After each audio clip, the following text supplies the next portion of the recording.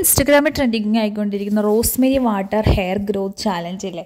ഞാനിപ്പം എപ്പോൾ Instagram open ചെയ്താലും കാണുന്നത് ഇതാണ് കേട്ടോ. റോസ്മേരി വാട്ടർ യൂസ് ചെയ്ത് മുടി ഹെയർ ഫോളൊക്കെ പോയി മുടി നന്നായിട്ട് തിക്കായിട്ട് വളർന്നു എന്നൊക്കെ. അപ്പോൾ അത് കണ്ടപ്പോഴത്തേക്ക് എനിക്കും ഒരു ചെയ്യണം എന്ന് തോന്നി. അപ്പം നമ്മുടെ ഇവിടെ റോസ്മേരി കിട്ടാൻ അത്ര പാടൊന്നുമില്ല.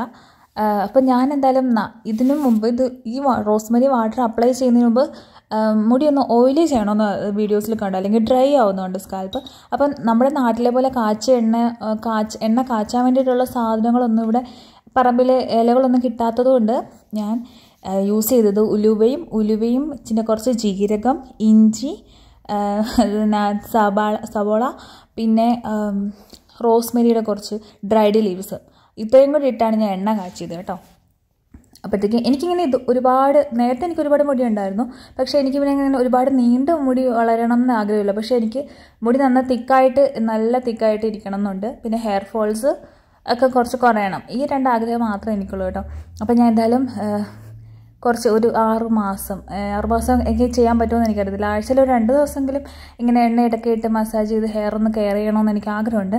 അപ്പം നടക്കുമോ ഇല്ലയോ എന്ന് എന്തായാലും നോക്കാം. എന്തായാലും ഞാനിപ്പോൾ ഇതൊരു സ്റ്റാർട്ടിങ് പോലെ ഇപ്പം എൻ്റെ മുടിയുടെ ലെങ്ത് കണ്ടല്ലോ. അപ്പോൾ നമുക്കൊരു 6 മാസം കഴിഞ്ഞിട്ട് നോക്കാം മുടിയുടെ ലെങ്ത്. എന്തായാലും ഞാൻ മുടി വെട്ടുന്നില്ല എന്നുള്ള കൺഫേം ചെയ്തു, ട്രിം ചെയ്യത്തില്ല. അപ്പോൾ ഒരു 6 മാസം കഴിഞ്ഞ് ഇതൊക്കെ ചെയ്യും. Rosemary water ചാലഞ്ചാണിത്.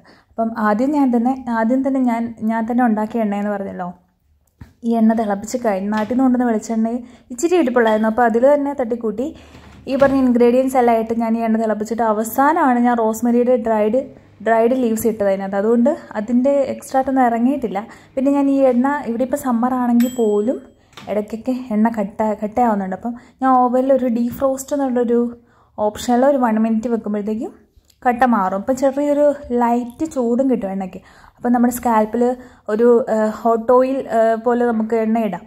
പിന്നെ ഞാൻ ഈ വീഡിയോസിൽ കണ്ടിട്ടുള്ളൊരു കാര്യം എന്ന് വെച്ചാൽ ഒരു 15 ഡ്രോപ്സിൽ കൂടുതൽ നമ്മുടെ തലയിൽ എണ്ണ നമ്മൾ അപ്ലൈ ചെയ്യരുത്. കാരണം തലയിൽ എണ്ണ ഇരിക്കും തോറും മുടി പൊഴിഞ്ഞുകൊണ്ടിരിക്കും. അപ്പം നമ്മളിപ്പം ചെറിയ മൈൽഡായിട്ട് ഷാമ്പു ഇട്ട് കഴുകി കളയുന്നവരാണെങ്കിൽ ഒരു 15-20 ഡ്രോപ്സ് യൂസ് ചെയ്താൽ കുഴപ്പമില്ല. അല്ലാതെ പ്ലെയിൻ വാട്ടറിൽ കഴുകുന്നവരാണെങ്കിൽ ഒരു 10 ഡ്രോപ്സിൽ കൂടുതൽ എണ്ണ തലയിൽ യൂസ് ചെയ്യരുത്. അപ്പം ഞാൻ ഇപ്പം കഴിഞ്ഞ ദിവസം ചോറിൻ്റെ കഞ്ഞിവെള്ളം ഇച്ചിരി ഇരിപ്പുണ്ടായിരുന്നു. അപ്പോൾ അതും എൻ്റെ ഷാമ്പു ഇട്ട് കഴിഞ്ഞ് ചുമ്മാ തലയിൽ ഒഴിച്ച് നോക്കാം. പിന്നെ ഞാൻ റോസ്മേരി വാട്ടർ ഉണ്ടാക്കിയതാണ് കേട്ടോ, ഫ്രിഡ്ജിൽ വെച്ചേക്കോ. ഇന്നലെ ഉണ്ടാക്കിയതാണ്. ഈ ഡ്രൈഡ് റോസ്മേരി ലീവ്സ് വെച്ചിട്ടാണ് ഉണ്ടാക്കിയത്. എന്നാലും നമുക്ക് ചാലഞ്ച് സ്റ്റാർട്ട് ചെയ്യാം. 6 മാസം കഴിഞ്ഞ് മുടിക്ക് എന്തെങ്കിലും ഗ്രോത്ത്